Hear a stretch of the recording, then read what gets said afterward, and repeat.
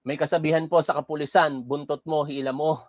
Kaya dapat gamitin mo kokote mo, gamitin mo pinag-aralan mo, ang trainings mo, bago ka sumunod sa isang utos na alam mo naman na hindi tama.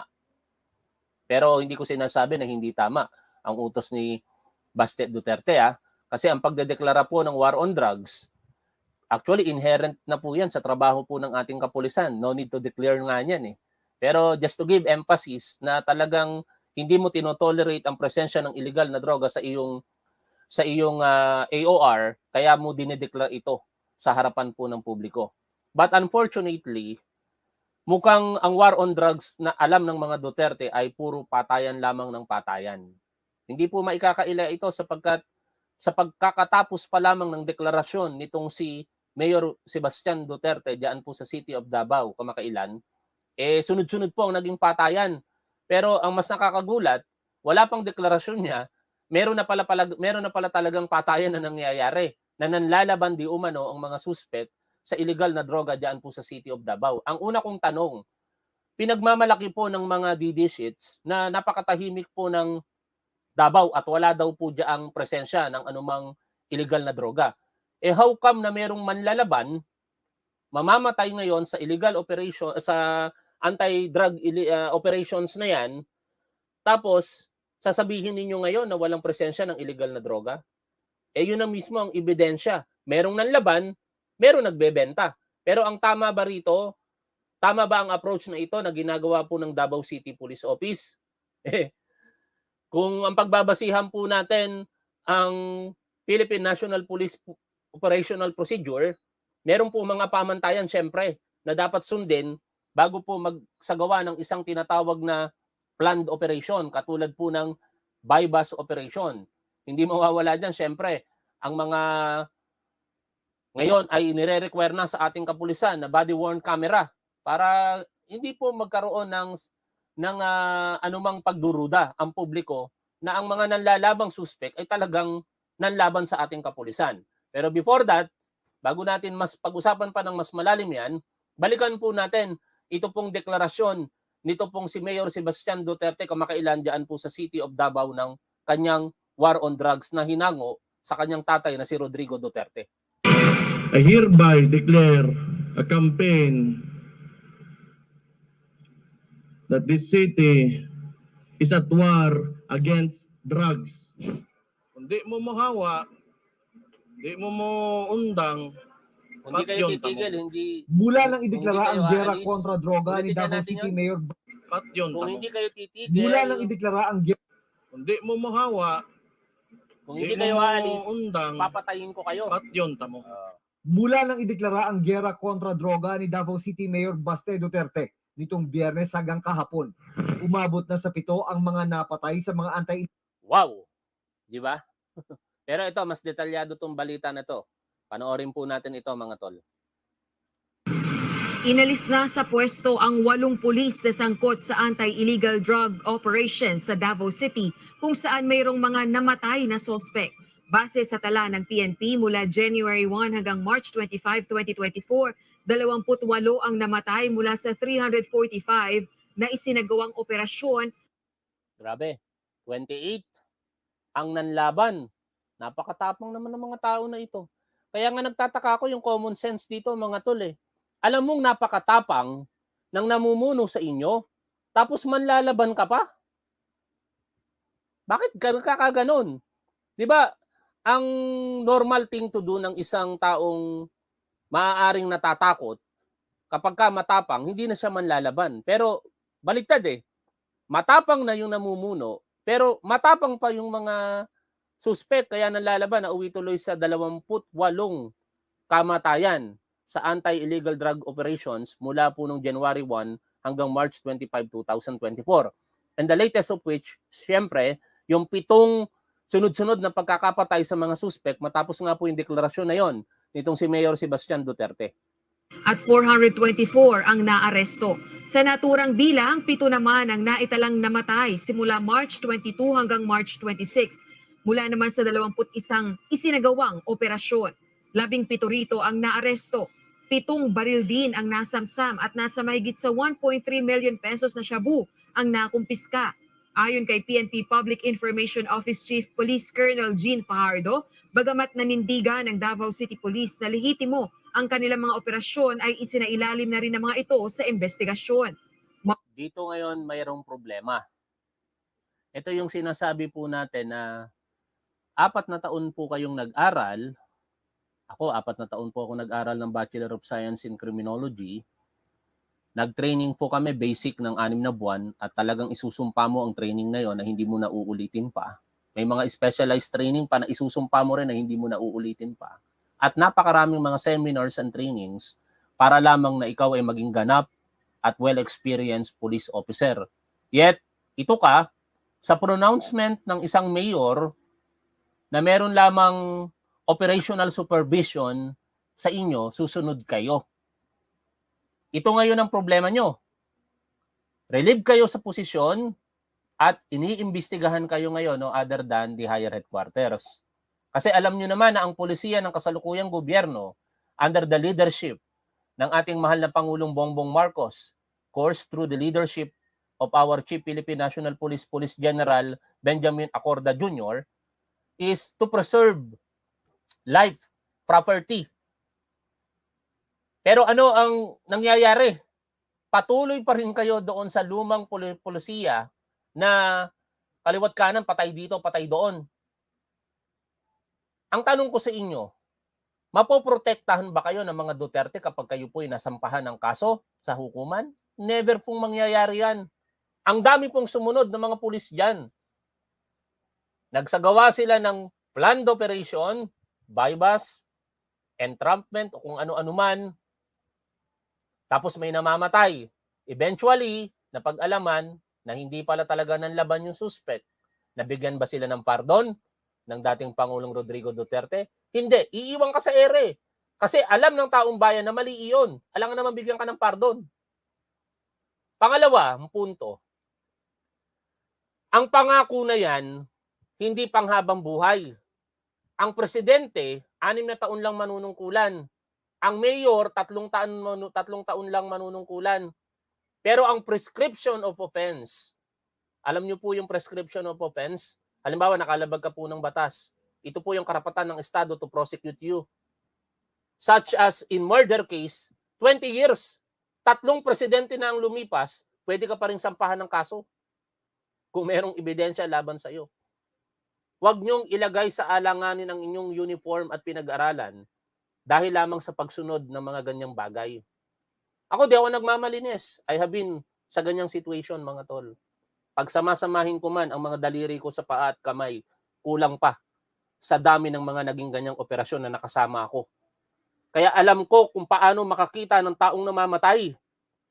Alam ko kung paano naghihingalo ang tao at to the extent na nalasahan ko pa ang dugo ng isang kriminal. Pero lahat yun hindi maganda. Hindi no nababago ang isang sitwasyon na problema talaga natin sa lipunan. Ang pagkitil sa buhay ng mga suspect na ito, hindi po niyan mabibigyan ng solusyon ang problema. Ngayon, sinunod ninyo yung war on drugs. Ito kayo ngayon relieve sa inyong mga posisyon at napipinto pang magkaroon ng malalim na investigasyon and probably kaso ang aabutin po ninyo rito. Administratively, na maaaring ikatanggal po ninyo bilang pulis at murder na maaari pong mag-deprive sa inyong buhay at kalayaan. March 22, kasabay ng turnover ceremony ng bagong Davao City Police Director, idineklara ni Mayor Baste Duterte ang war on drugs sa syudad. Ay nagbigay na po ng utos ang ating Chief PNP through the regional directors para po imbestigahan po itong mga insidente po na ito at para bigyang daan po yung impartial investigation, yung pong mga pulis po na involved dito sa mga anti-illegal drugs operation ay pansamantala na pong nirelieve. Diba? Relieve kayo ngayon. Ngayon, yung mga maliliit ang makikitid ng mga utak ng mga supporter ng mga Duterte, ang katwiran nila, dapat patayin. Nasaan bang bansa kayo? Nasa Pilipinas. Ano ba ang umiiral na batas dito? We are a democratic country governed by laws. Laws that has been made by people. Wala tayo sa primitibong panahon na ang eye for an eye, a tooth for a tooth. Yung Code of Hammurabi na tinatawag. Kung gusto nyo ng ganyang kaparaanan, huwag kayo tumira dito sa Pilipinas. Meron tayong gobyerno, meron tayong mga pulis. Nandyan sila to serve and protect the people, not to kill people. Except for justifying circumstances to defend themselves. Tapos ngayon, ikakatuwiran ninyo, may mga adik, dapat patayin kasi salot sa lipunan. Aba, hindi yun tama. Matatapang lang kayo magsalita kasi hindi nyo pa na-experience pumatay ng tao. Hindi nyo pa nakikita kung paano maghingalo ang tao. Hindi nyo pa nakikita at nararamdaman kung paano magmakaawa ang tao para lamang wag silang patayin. Mararamdaman ninyo sa konsensya nyo ba? Sir, may mga anak po ako. Wag nyo po akong patayin. Na-experience nyo ba yon? Ha? Tapos ang tatapang ninyo magsalita, patay dito, patay doon. Mga anak ng teteng kayo.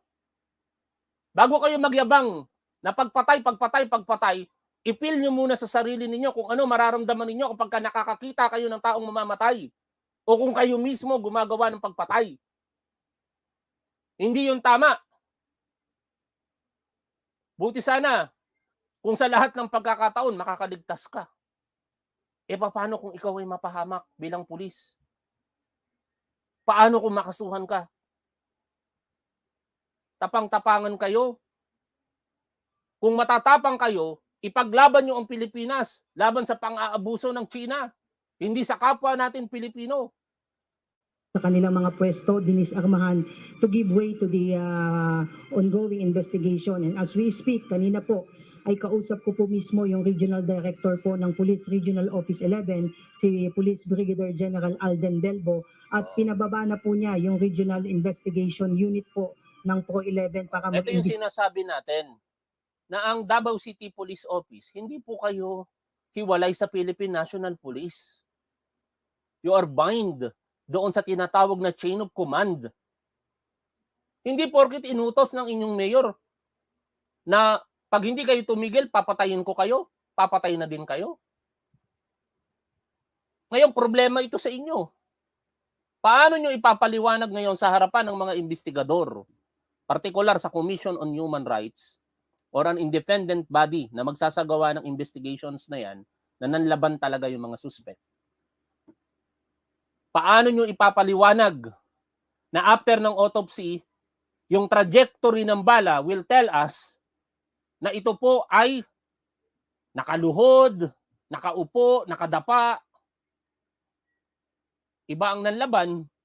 Ang nanlaban usually nakatayo at nakikita yan kapag ka talagang truthful yung investigation na gagawin po, partikular ng ating mga technical officer dyan na magsasagawa ng mga autopsy sa mga bangkay ng mga suspect na yan.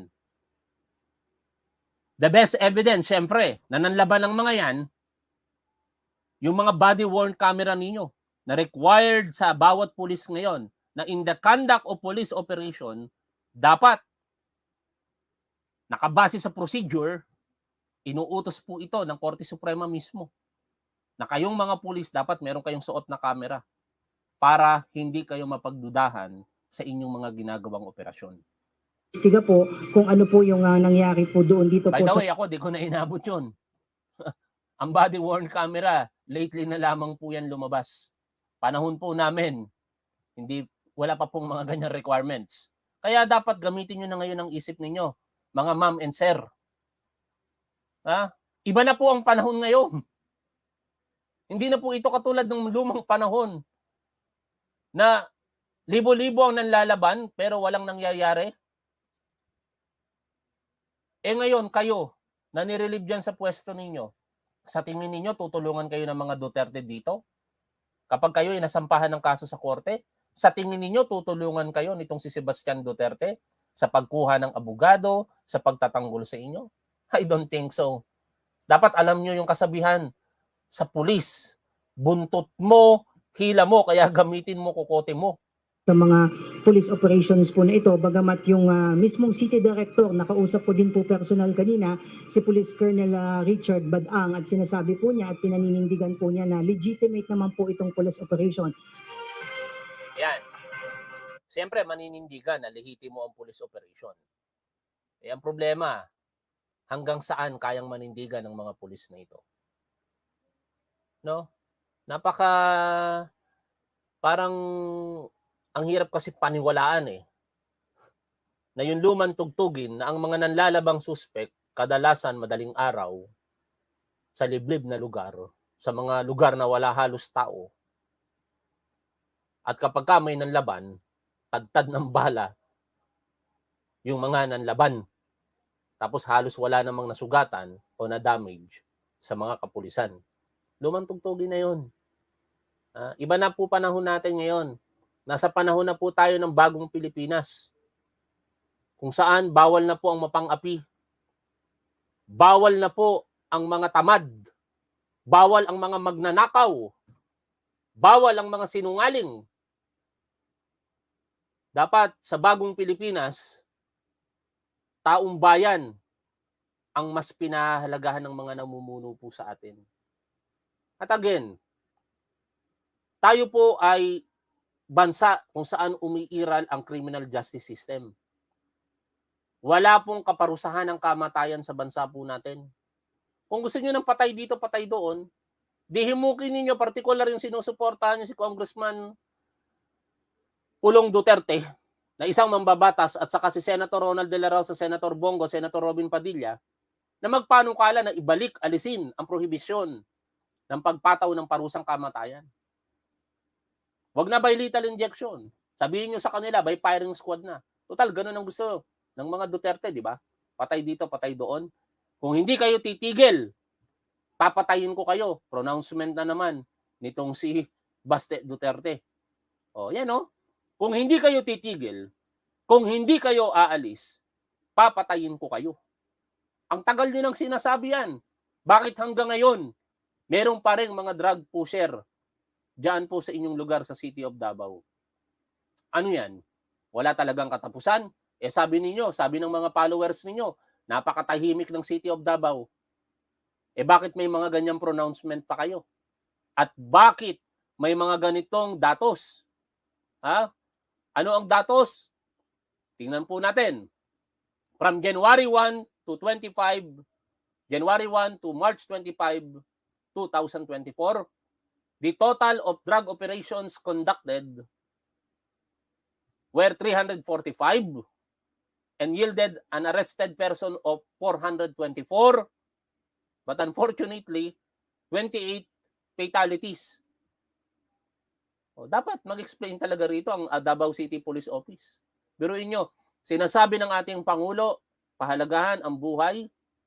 Sinasabi ng Chief Philippine National Police na kahit isang buhay lang mahalaga. Napakarami na pong katumbas niyan. Yet, ganyan pa rin ang nangyayari. Tuloy po natin. Ito pong pinanonood natin balita kanina. Umabot na sa 7 ang mga napatay sa mga anti-illegal drug operations sa lungsod, ayon sa PNP. Pero kung susumahin, 28 na ang napapatay sa Davao City mula Enero hanggang ngayong Marso. Sabi nga po ng ating Chief PNP, one death is too many. Kaya nga po pinaiimbestigahan po ito ng... Anak ng teting tong comment nito. Ganito na naging ang pag-uutak ng mga Pilipino sa paniniwala sa mga Duterte. Sana yung relatives mo mabiktima sana ng adik na shabu. Anong uri ng pag-iisip yan, mga tol? Some Filipino has become because of Duterte. Ben Lopez, hinahangad mo sa kapwa mo na mangyari ang hindi maganda? Anong uri ka ng tao? Wala talaga kayong kwenta. Pare-parehas kayo ng mga pinupuo ninyo na napakasama. PNP leadership. Nirelieve at dinasarmahan na raw ang mga pulis sa sangkot sa operasyon habang nagsasagawa ng masusing investigasyon ang Internal Affairs Service ng PNP kung nasunod ba ang Police Operational Procedure sa mga isinagawang buy-bust operation. 7 pulis Davao na ang nirelieve. If the investigation will show there is a patent a display of irregularity and negligence on the part of the team leader, supervisor. Napakahirap nito kasi alam nyo mga tol, sa totoo lang kung may kakayanan ang mga biktima na ito o mga suspect na ito to establish na ang pulis did not acted on self-defense, kayang-kaya nila yun. Kasi bakit? Konting aral tayo Ako naman ay nagtuturo nito kahit di po ako abogado, isa po akong criminologist. Merong tinatawag na Article 12 o 11 sa ating revised penal code. Justifying circumstances. 6 po yun. At isa po doon sa 6 na yun, yung pinakauna, syempre, yung self-defense. Kasi yan po talaga yung katwiran Pero, ano ba ang essence ng self-defense? There is an unlawful aggression. Kalawa, reasonable necessity doon sa means employed to defend. At ikatlo, lack of sufficient provocation on the person defending himself. Sa tingin ninyo, mai-establish yung 3 na yon ng mga pulis? Kung mai-establish, good. Kasi walang criminal liability. That is the essence of justifying circumstances. There is crime but there is no criminal liability. Dahil umakta ko lamang sa pagtatanggol sa iyong sarili. Pero ang magpapatunay noon, ebidensya. Hindi lamang testimonya ng pulis. Mga physical evidence na present doon po sa scene of the crime or doon sa armed confrontation. And look, tingnan natin kung anong mangyayari dito. Pero sa aking mga estudyante na bagong pulis pa lamang ngayon, tandaan po ninyo mga tol, ang kasabihan, buntot mo, hila mo. Kapag ka nakasuhan ka, walang tutulong sa'yo. Kahit kapwa mo pulis, hindi ka tutulungan. Tandaan nyo yan. Poproblemahin mo ang sarili mo. Poproblemahin mo kumuha ng abogado. At ang worst, kung matatanggal ka sa serbisyo, wala ka ng hanap buhay. And pinaka-worst pa doon, baka makulong ka pa. Mag-isip kayo ng tama. Sundin nyo lamang kung ano ang nararapat. Meron tayong tinatawag, nung ako pa'y pulis, dapat tandaan nyo yun. Tinuro ko sa inyo yun. Yung police officer's pledge at saka yung 10 responsibilities of a police officer. Isa puso ninyo yun.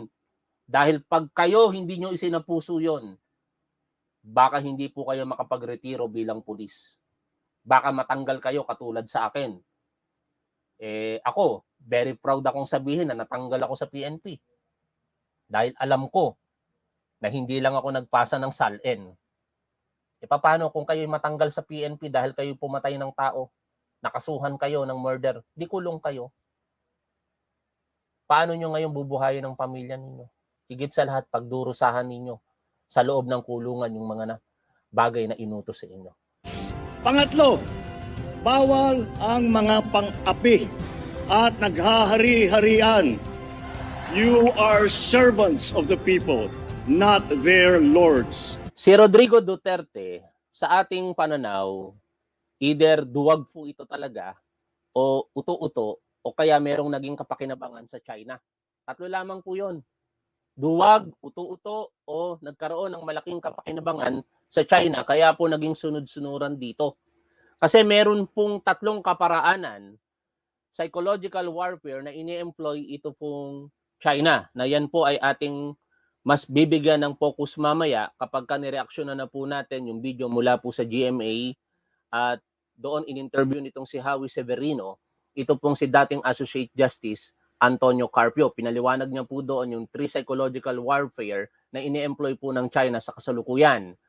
PR, yung legal battle nila at saka yung kanilang kaparaanan of intimidation. Pero gusto lang po natin bigyan ng diin na ang ating mahal na Pangulong Bongbong Marcos taliwas po sa kine-claim ng mga DD sheets na ito po ay duwag. Dahil ito po ang patunay kung gaano po naninindigan ng ating mahal na Pangulo para po sa ating soberanya, sa ating exclusive economic zone at sa ating territory. Yan po ay katungkulan ng sino mang Pangulo ng Pilipinas. Kaya dito po sa mga naging issue sa nakalipas na araw, hindi po talaga makatwiran po ito nung napag-alaman po natin dahil sa kadaldalan po nitong si Harry Roque na ang Duterte administrations pala ay nagkaroon po ng gentleman's agreement diyan po sa China. Kaugnay po sa Ayungin Shoal kung saan pumayag ang Duterte admin na isang barko lamang ang gagamitin ng ating gobyerno kapag ka magdadala po ng pagkain at tubig lamang para sa ating mga sundalo. Ang problema, meron po tayong BRP Sierra Madre doon na yun po ang ating simbolo ng ating sovereign rights sa Ayungin Shoal. Dahil bahagi po iyon ng ating exclusive economic zone na ngayon po ay unti-unti na pong nasisira. At katungkulan po ng gobyerno na yun po ay ayusin kahit paano. Kaya kung magdala man tayo dyan ng mga bagay-bagay para kumpunihin ang BRP Sierra Madre, hindi tayo dapat hadlangan ng China. Pero ang problema, mukhang ganon ang naging pamantayan nila sa ating bansa nung panahon nitong si Rodrigo Duterte. Pumayag po kasi ito sa tinatawag nilang status quo na ayon kay Harry Roque, isinapubliko daw po nitong si dating Foreign Affairs Secretary, ngayon Senador Alan Peter Cayetano. Kaya inaantay po natin ang komento dito nitong si Alan Peter Cayetano kung totoo ba talaga ang sinasabi po nitong si Harry Roque. Kasi pinabulaanan na po iyan ng dating Executive Secretary Salvador Medialdea. In fact, nung pumutok ang unang issue na yan na nagkaroon ng agreement ang ating bansa o sino mang nakaraang administrasyon, ay itinanggi na po iyan ng lahat ng mga administrasyon. Kasama na rin siyempre ang Duterte. Kaya naman, ang naging paniniwala po natin dyan noon, gawa-gawa lamang ng China pero hindi pala. Sapagkat ang China mismo ang nagsabi na merong silang ka-agreement at yun po ang Duterte administration. Ngayon, binding ba yun sa Marcos administration? Of course, hindi po. Tandaan po natin na ang chief architect sa ating foreign policy ay kung sino ang sitting president. At dahil ang ating mahal na Pangulo naninindigan kung ano ang tama at dapat sa West Philippine Sea, na hindi po kinikilala ng mga DD sheets, hindi ko mawari kung bakit ganon. Sila ba ay mga Pilipino? Dahil kung Pilipino ka, dapat nasunod ka sa batas. Ang WPS, ang basihan po nito ay ang administrative order na in-issue ng dating administrasyong Aquino, kung saan kinikilala na ang bahagi na ito ng South China Sea mula po sa dalampasigan ng ating bansa hanggang sa 200 nautical miles na layo sa karagatan ay tinatawag pong exclusive economic zone, kung saan ang Ayungin Shoal at ang BRP Sierra Madre ay naroon at dapat ipagtanggol ng gobyernong nanunungkulan. Hindi yon ginawa nitong si Rodrigo Duterte. Perhaps out of fear dahil sa mga intimidations na ginagawa po ng China government. Ngayon, balikan po natin ang matapang na pahayag ng ating mahal na Pangulong Bongbong Marcos. Kaugnay po ng mga agreement na yan. I'm not aware of any agreement that the Philippines should remove from its own territory, its own ship, the BSP Sierra Madre, from the Ayungin Shoal. And let me go further. If there does exist such an agreement, I rescind that agreement as of now. Yan ang malinaw ngayon. Wala na kaming pakialam dyan sa kaduwagan ni Rodrigo Duterte para sumunod at yumuko lamang sa China. Dahil ang paniniwala ng ating gobyerno, hindi po yan tama. Tayo po ang merong karapatan sa ating exclusive economic zone at hindi po tayo pwedeng panghimasukan ng kahit sinong bansa. Bagamat sobrang kapal ng pagmumukha ng China at ginagawa po yan every now and then, tayo po ay naninindigan. Pero sa kaparaanang, syempre ang nakakaalam ngayon ay ang ating Pangulo at ang ating miyembro ng National Security Clusters. Bahala na po sila dyan kung ano po ang kanilang gagawing aksyon sa mga susunod na panahon. Ngayon, puntahan po natin ang video kung saan ipinaliwanag po dito nitong si dating Associate Justice Antonio Carpio ang tatlong kaparaanan na tinawag niya pong Three Warfares Doctrine ng China. Dito po, para lamang po sa mabilis na kaalaman, ang kaparaan ng ginagawa po ng China ay yung PR nila, pinalalabas nila sa publiko na ang kasaysayan ay pabor sa kanila at ang South China Sea, base sa kanilang 9-dash line, ngayon 10-dash line, ay pag-aari po nila. Wala pong katotohanan yon. Ikalawa, yung legal claims po nila na wala din pong legal na basihan. At ikatlo, ito po yung talagang ginagamit po nila dyan sa West Philippine Sea, yung intimidation. Pakinggan natin si Antonio Carpio, mga tol. There is this doctrine of China, the Three Warfares Doctrine, which they have approved. Now, all the way from the People's Congress to the Politburo to the Military Commission. Basically, it says that China will win the South China Sea without firing a single shot. Ganon ang sistema nila ngayon, mga tol. Kasi hindi po nila gagawin na talagang manggera. Taliwas po ito sa mga pirmonggerer katulad po nitong si Harry Roque, si Rodrigo Duterte at mga tuta nilang mga DD sheets. Hindi po gagawin ng China na gumamit po ng armadong kaparaanan. Bakit? Kasi pagka gumamit po sila ng armadong kaparaanan, mapagtutulungan-tulungan po sila ng mga like-minded countries. Katulad po ng Estados Unidos, Germany, Japan, Australia, Canada at iba pa. Sino ba naman ang maghahangad na kahit sabihin mong malakas ka na bansa, doon pa lamang sa isang bansa na Estados Unidos, yung superiority pagdating po sa military capabilities ay lamang pa rin ang Estados Unidos. Ngayon, ang fear-mongering na ginagawa po ng mga katulad ni Harry Roque, pinalalabas nila na hindi po tayo tutulungan ng Estados Unidos. Kasi ang basihan daw po nila kasaysayan. Hindi daw po tayo tinulungan ng inagaw sa atin ng Scarborough Shoal. Unang-una, ang usapin sa Scarborough Shoal ay patigasan ng pagmumukha na ginawa po ng China. Nagkaroon ng kasunduan na aalis ang mga Navy ship, yung gray ship na tinatawag, kasi white ship saka gray ship. Pagka white ship, basically civilian. Pagka gray ship, armed component po iyan ng ating armed forces at ganoon din sa kanila. Aalis doon sa Scarborough Shoal dahil matigas ang mukha ng China, hindi po nila ginawa yon at nanatili po sila doon. Sino naman po tayo para po atakihin ang China? Paalisin yung pwersahan, yung kanilang Navy ship sa Scarborough Shoal. Kaya ang ginawa po ng Aquino administration, which is, ito ay naging kapakinabangan para sa atin sa kasalukuyan. Hindi ko pinopromote ang Aquino, baka ma-misinterpret nyo ako, pero katotohanan po itong sinasabi natin. Dinala po ito sa Permanent Court of Arbitration diyan po sa The Hague. At in July 12, 2016, The Hague ruled, that Permanent Court of Arbitration ruled in favor of the Philippines na hindi po kinikilala ang 9-dash line map ng China, yung kanilang historical claims, at sinasabi na ang dapat umiiral dyan ay ang United Nations Conventions on the Law of the Sea, which is ratified on December 1982. Na sa paniniwala po natin, China ay kasama po doon, nagratifika po nito, pero bastos talaga, hindi po nila kinikilala yung sarili po nilang pagkilala doon sa UNCLOS. At saka yung 2016 Permanent Court of Arbitration ruling. Yan po yung mga pinangahawakan natin ngayon. Ngayon, punta po tayo dito po sa kaparaanan na ginagawa po ng China. They will win the South China Sea without firing a single shot. First, warfare is a PR warfare. So China is saying they own the South China Sea since 2,000 years ago.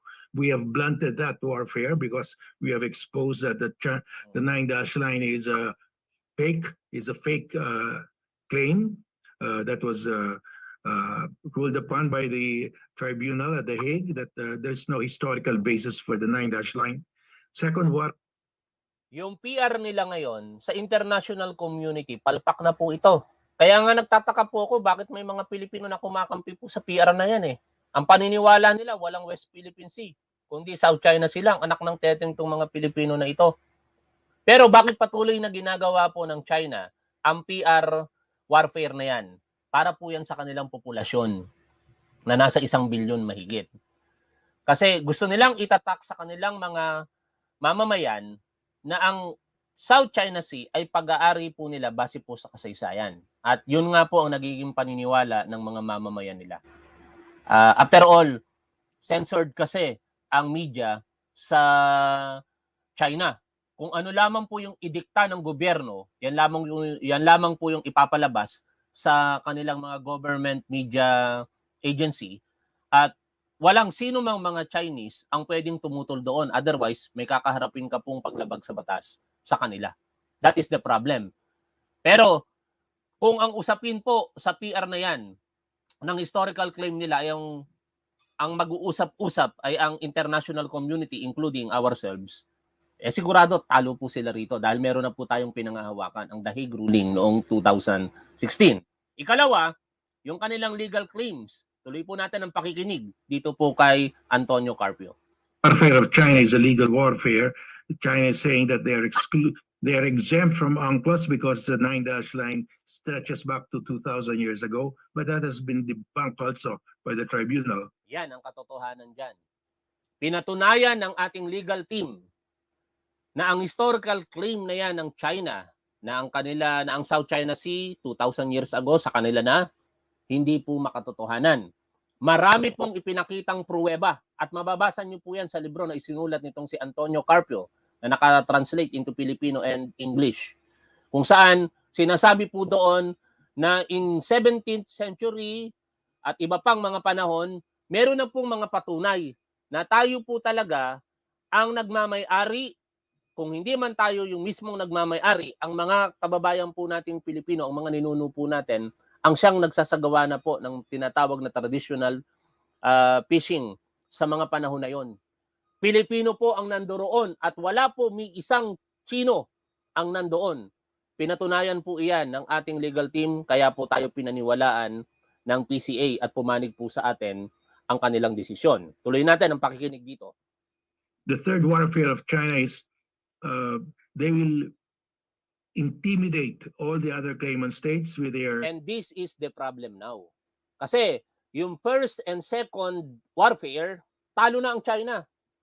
Ito ang problema ngayon, yung ikatlong warfare na ginagawa po nila. They employ intimidation sa pamamagitan po ng pagsasagawa ng mga gray zone tactics, an act short of war, pambobomba ng tubig, kung saan the latest of which, 3 po ang Philippine Navy personnel po natin ang nasugatan. And meron lang tayong katanungan. Bakit ito pong vice presidente po natin na ang bilis-bilis pumunta sa mga nararapat naman talagang gawin yon ng isang may malasakit sa sundalo. Pero ano yon? Double standard. Kapag ang involved terrorist dito sa atin, pupuntahan mo kagad. Kapag ka China ang involved, wala kang pakialam. Pinasela na ba nitong si Sara Duterte ang 3 Navy personnel na yon na nasugatan sa mata, sa ulo, at sa iba pang bahagi ng kanilang katawan? Kung napuntahan na, salamat. Kasi pa-epal ka eh. Magpa-epal ka na rin doon para makita naman namin kung meron ka talagang malasakit sa South China Sea na kinikilala natin sa bahagi ng ating karagatan na West Philippine Sea. Puntahan natin ngayon mga tol, yung post nitong si Yayam Dizon. Gusto ko lang isingit po kung saan 2 pong kongresista ang nagbanggaan ng kanilang argumento at nakakatawa po ang isa rito. Sino po yung nakakatawa dito? Wala po tayong ibang tinutukoy kung hindi itong 51 billion man na si Congressman Pulong Duterte. Sapagkat sa kanya pong argumento, basahin ko po sabi niya po dito, the question on the actions of Chinese vessels in the WPS should be directed to the Chief Architect of Foreign Policy, the Secretary of National Defense, and the Secretary of Foreign Affairs. I agree. Pero dito ako hindi mag-agree sa sinasabi niya na ito. It is not the job of the Vice President or the Secretary of the Department of Education to demonize China or any country for that matter. Hindi kinakailangan ng kapatid mo na si Sara Duterte na i-demonize ang China. Wala kaming hinihiling na ganun. Ang kailangan lang namin, magpakita siya ng suporta sa ating armed forces, sa ating Philippine Coast Guard. Yun lamang. Hindi niya kinakailangan magsalita ng pagkondena. Kahit suporta na lamang sa ating armed forces. Kaya sa isang banda, may punto ito pong si Representative Raul Manuel. Si Raulo talaga to. Hindi, si Raul Manuel. Yan Sabi niya rito, hindi naman trabaho ng sitting Vice President na protektahan ng indicted child sex trafficker at na si Apollo Kibuloy. Pero may video statement siya sa isyong ito. Ang soberanya ng Pilipinas, bakit di niya maprotektahan? Huwag na natin pag-usapan yung soberanya kung ayaw protektahan yan nitong si Sara Duterte. Ang tanong, bakit nagbigay ng statement si Sara Duterte in support kay Apollo Kibuloy kaysa magbigay siya ng suporta or statement of support sa ating armed forces and the Philippine Coast Guard? Pakisagot mo ngayon, Mr. 151 billion pesos? Nak ng teteng na yan. Like father, like son, like father, like daughter talaga kayo. Balik tayo dito po sa pinakikinggan natin na 3 ikatlong warfare tactics na ginagawa po ng China, intimidation. At every now and then, ginagamit po nila yan para po takutin ang mga claimant countries, katulad po ng Pilipinas, na hindi ko mawari, ibabalik ko lamang ng sinambit ko kanina, kung either duwag, sunod-sunuran o uto-uto, o kaya naman, may naging malaking kapakinabangan si Rodrigo Duterte kung bakit niya po hindi nagawang ipaglaban ang ating karapatan diyan po sa West Philippine Sea. Huge air and naval bases in the Spratlys with their huge naval fleet. They have the largest naval fleet in the world with their numerous fighter jets and bombers, and by their huge Coast Guard, the largest Coast Guard in the world. So they will intimidate everybody. And if you're dumb enough to be intimidated, you lose. At ganon si Rodrigo Duterte. Nagpa-intimidate siya rito sa China. Di ba ang sabi ni Rodrigo Duterte, we cannot go to war. Go into war sa China. Mamamatay tayong lahat. Nagpatakot siya eh. Ako, hindi ako naniniwalang gagarahin tayo ng China, mga tol. Kasi pag ginera tayo ng China, matatalo tayo, pero sigurado matatalo sila sa huli. At kung ano man yung tinatamasa nilang kasaganahan sa kasalukuyan, lahat yun mawawala kapag nagsimula po sila ng panggigera sa anumang bansa, partikular sa Pilipinas. Like Duterte, he said, we cannot fight China because it will be a massacre. I mean, if you have that mindset, then you lose, because under the three warfare strategy of China, that's precisely what they want, to intimidate you. And if you get intimidated, you lose. So in all these three warfares of China, they avoid at all costs a war, a shooting war, because a small skirmish, if it's a armed skirmish, it would escalate into a nuclear war. Tama. Kaya hindi nag-e-employ ang China ng armadong kaparaanan. Pansinin ninyo, gagawin nila dangerous maneuver, laser pointing, at yung pinaka-latest, yung water cannoning. Ganyan lang. Gagamitin nila yung mga gray zone tactics na yan para po i-intimidate tayo, takutin tayo. Pero never tayong papuputukan yan, mga tol. At wag magkakamali ang Pilipinas na tayo ang mauna. Kasi tandaan po ito ng bawat Pilipino. At alam naman ito ng ating armed forces, ng ating Pangulo, na kapag tayo po ang nauna, wala pong anumang tulong tayong makukuha sa ibang bansa. Yan po ang pinaka-esensya ng tinatawag na Mutual Defense Treaty. Kaya nga the title itself pa lamang nandun eh. Defense lamang. At any act of aggression from ours, hindi pa pwedeng mag-invoke. Hindi pa pwedeng mag-operate ito pong tinatawag na Mutual Defense Treaty. Depensa lamang ito, mga tol. Never dapat tayong magkamali dito. Pero ang China, alam na alam po nila yan. At hindi po nila gagawin ang pagkakamali din na yan, na tayo po ang una po nilang paputukan. Pero sana, in the process ng kanilang ginagawang gray zone tactics, wag na pong mauwi po ito sa pagpanaw ng anumang o ng sinumang Pilipino, ng ating Philippine Coast Guard, ng ating Philippine Navy o ng ating mga mangingisda. Sapagkat hindi pa natin alam sa ngayon ang kasagutan dyan. Dahil sa napanood ko pong interview ng ating mahal na Pangulo, accordingly, kung ano man ang sitwasyon, we will act proportionately. Yun po yung sinasabi ng ating Pangulo. Hindi porket may nangyari na ganon, wag naman sana sa inaharap, gera na kagad. Kasi pag nagkaroon ng gera, lahat po tayo matatalo dito. Alam na alam po yan ng China, alam na alam din po yan ng Amerika at ng Pilipinas, kaya wala pong mangyayaring gera. Nananakot lamang po itong sina Harry Roque at mga DD sheets. Na kaya pagka patuloy po natin ginawa yan, magkakagera. Hindi po totoo yun dahil hindi po papasok ang China sa isang gera. Especially if the Philippines is involved, because we have a mutual defense treaty. So all that China is doing is to intimidate us by their huge air and naval bases, by their water cannon, but they will not use an armed attack because that will draw the Americans in. And if the Americans are in, then they're in a great... Yan ang katotohanan dyan. Pero pilit na ginagaslight nitong sina Harry Roque ang katotohanan na yan, na hindi daw tutulong ang Amerika kapag tayo po'y inatake ng China. Wala pa pong nangyayaring pag-atake, wag naman sanang mangyari yan. Yung sinasabi nilang kasaysayan na hindi tayo tinulungan, balik ko lang doon sa Scarborough Shoal, wala pong pag-atake doon na ginawa ang China. Armed attack ang pinag-uusapan po natin dito. Kaya hindi po obligation that time ng Estados Unidos na tulungan tayo.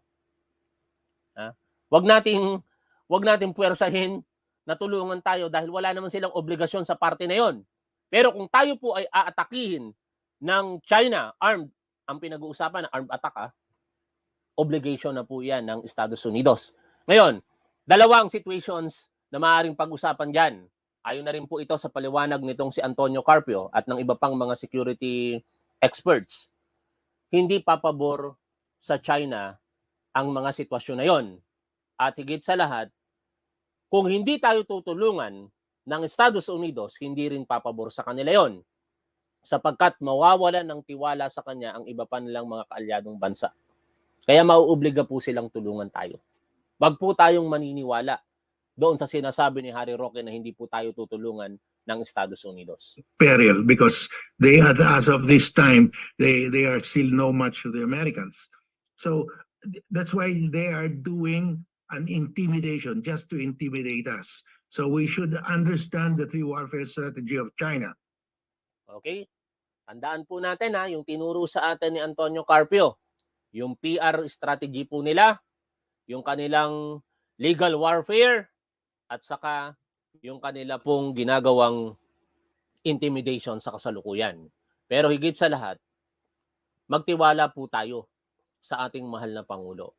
Napakatalino po ng ating Pangulong Bongbong Marcos, merong katapangan, at natitiyak ko po sa aking paniniwala na hindi po tayo dadalhin ng ating Pangulo sa kapahamakan. Ang mga Duterte, napatunayan na po natin yan sa loob ng 6 na taon na kanilang panunungkulan. Interes nila, interes ng mga taong nakapaligid sa kanila ang kanilang inuuna. Maraming salamat po sa inyong lahat mga tol. Hanggang dito na lamang. Lagi po nating tandaan kung ano ang tama at dapat, doon po tayo. Keep safe. See you always. Bye for now mga tol.